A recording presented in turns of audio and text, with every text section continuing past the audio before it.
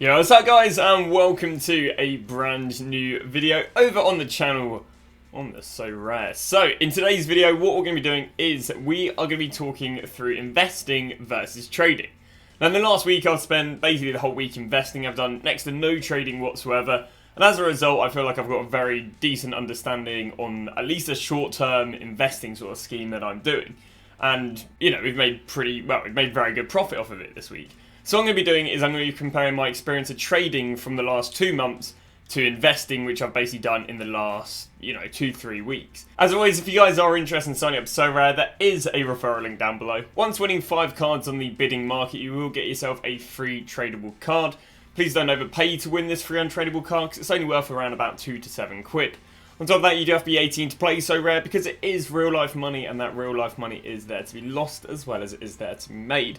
Finally, if you guys are interested in the trading, investing, or even me just like scouting some investment side, do check out my Twitch. I do stream every day from around about 7 PM onwards. So what I'll do is I'll just throw a bit of trading we've done in the past in the background, just while I walk through some of the strengths and weaknesses of investing. So the first strength of investing is it's very time efficient. What I mean by this is for every hour you put into investing, you should, or at least I have, made more money than every hour I've put into trading. Now, this is a bit for interpretation, but because it's kind of a little bit different, but I'd also say it's less effort, because as long as you understand a trend, and you can check out some previous videos for some of the trends I'm copying onto, all you're going to do is throw in a filter, have a little look at players, go boom, bang, bang, that's looking good, I'll go and pick these players up. I'm moving on to point 3, which is actually one of the main reasons why I've been doing investing, and that is just you learn more about the market, because you understand the sort of really good times of buy and sell times. You understand the urgency in selling cards that are heavily inflated before deadline. You learn about what sort of, what's the impact of a weekend score, and what does that do to the demand of the player. And you don't really get this from trading. From trading, there's almost no connection to the player playing in a game and getting an SO5 score whatsoever. It is X player sells for X amount, I'm going to get them for X amount minus 2 quid.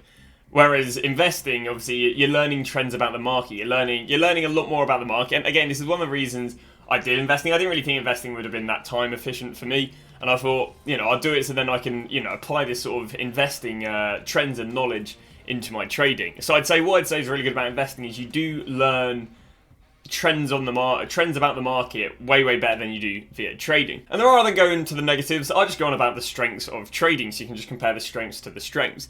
Now, the first strength in trading is you can do it for unlimited hours. What I mean by this is with investing, you do your research an hour, you buy your players an hour, or let's say you do your research 2 hours, you buy your players 1 hour, and you can't really do much. Yeah, you could do more research, but it's going to start dropping off in how efficient it is to put an hour into research and how much money you're making. Now, this goes for investing as well, but you can hit some absolute jackpots when it comes to trading. So obviously you can hit this with an investment. You buy a player 4 quid, sell him for 14 quid a few days later, like we did, with some players recently. But with trading, you can hit some jackpots. Like when I'm doing the method, I basically find someone who's giving good deals, and then I'll go for everything on their account.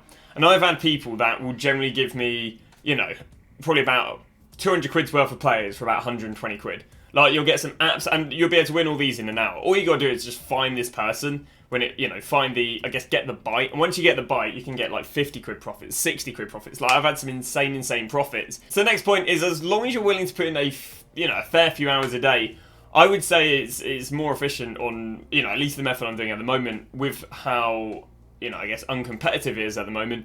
I'd say if I was going to put in like 5-6 hours a day or something like that, this would be way more, at the moment I'd say it's been way more efficient on every budget. On low budget, if you're willing to put in a fair few hours, I'd say it's been more efficient. Mid budget, £100 to £300, really effective. And then I've even got viewers who've done this, done my trading method with £1,000 or £2,000 budgets, and they're getting insane deals. They're getting like players 100, 200 quid cheaper than what they normally go for. So if you're willing to put in the hours, so, willing to put in like 4 or 5 hours a day or whatever, or 3-4 hours a day, I've personally found this method basically making me more money than if I was investing. But again, what you got to realise is that's like 4 or 5 hours a day. So this one, you take this one with a pinch of salt, I'd say, but I also find trading less risky. Because if you're doing investing and you're putting 50 quid all in one player, or you've got 50 quid in one player, and they go and DNP, or they go and get injured, or they get subbed off, you know, and they're injured, those players are just going to crash in price. Now, when it comes to trading, as long as you are selling before deadline, you're not having to worry. You know, you don't have that risk. Yes, I guess the players could get injured during training, but you know that's I guess that sort of information seeps out way less than if you're buying a player and gambling on them having a good game. So we go back to investing and we'll cover the negatives. So the first negative I'd say about investing is one of these things that really, as an increase in money you have on your account, or the increase in capital, is the increase in effectiveness.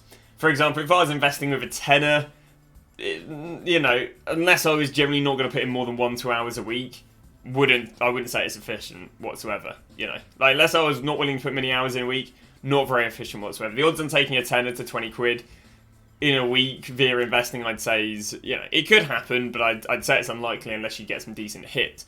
Whereas if I've got 100 quid, not only can I use that money to diversify my investment more, but, a small loss on one player, it really is just diversifying your investment. A small loss on one player can be countered with another player, but you might not have the luxury of buying both of said players if you're on like a £10 budget. That said, a little bit with trading as well, it is more of a gamble. Obviously, there are investing strategies you can go that are less of a gamble than others, but really investing is you're gambling that you understand a trend well enough, and you're gambling that this trend is going to repeat itself. So, for example, people buying players with a high L5 but a low L15 for the recent tournaments. I don't know that people are going to buy it, because obviously, that's the whole point. But I'm gambling on there being enough people that will follow this trend every week. Because it's worked for 2 weeks, so I gamble it'll work for a third week.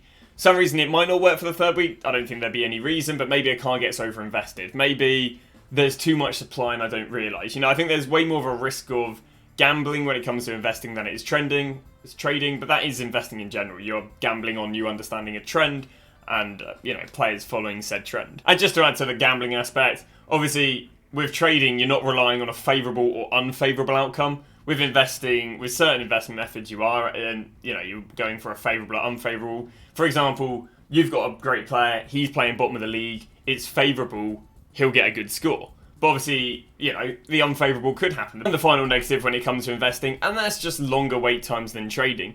With trading, you can flip a card within 20 to 48 hours. With investing, especially some of the investments people recommend you're holding on to cards for a month, holding on to them for 2 months. Again, the investing I don't really hold on for anything more than 3-4 days, but even that's holding on for 3-4 days, whereas it's only a 1-2 day when it comes to trading.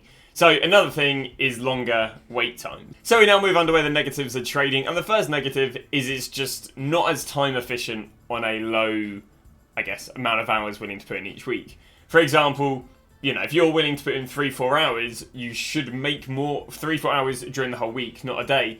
You should probably make more money investing than trading. So the second thing about trading that you won't really find about investing unless you're trying to go for 2 low balls is that you can receive a temporary suspension. Now, a lot of content creators make this sound way worse, and it's really weird because SoRare say that you get a 72-hour suspension, so 3 days, if you send over too many bad trade offers. But I've received said suspension twice, and it's only ever been 30 hours. So I don't know if it's a bit of a scare tactic, you're banned for ages, but in reality you're not banned for that long. But yeah, you can obviously receive a 30-hour suspension. How this works is it's basically, if you probably get blocked about 10 times in I imagine like a 3-day period, you'll be suspended for 30 hours as of that 10th block. So another point with trading, and I've definitely come to this myself, is your club can be filled with junk. Absolute toss. For example, I think I got a uneligible SO5 Korean player. I got him for like £1 because I think he sold for like 2-3 quid previously. Couldn't shift him for about 15 days and just sold him for like £1.60. So, obviously, because you're not really doing as much research, you can research how often a player sells, but, half the time with trading, you will just find absolute unwanted junk. Don't get me wrong, you'll get that unwanted junk at a cheap price, but it's just hard to flip, it's just a bit of a nuisance, it's just, kind of a bit ugly, cluttering the club up a bit. And the final part on trading, and you can do this if you want, but it starts becoming very inefficient if you spend ages on it, is you don't really have too much of a background check on the players. With investing, you're checking out a fair few, who they're playing next, so on and so on. When it comes to trading, if you go and do that for every single player, it starts becoming very inefficient. So you don't really background check the players as much. which means that you could fall into, you know, I guess traps of, let's say someone got a back-to-back 60, but the only reason they got a back-to-back 60 is because the other two centre-backs were ill.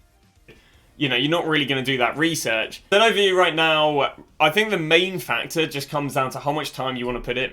If you want to put in, you know, 1-2 hours a week, maybe even 1 hour a day, investing. Definitely investing. Because you buy that player, don't even have to come back 1 week later, bang, great. The player's done well or they haven't done well. Whereas when it comes to trading, if you want to put in like 3-4 hours, if you want to go and, I don't know, drop playing FIFA, or you want to go and drop, you know, I don't know, doing whatever you do in your spare time for a bit of fun, and you just want to do this, you should make more money with trading.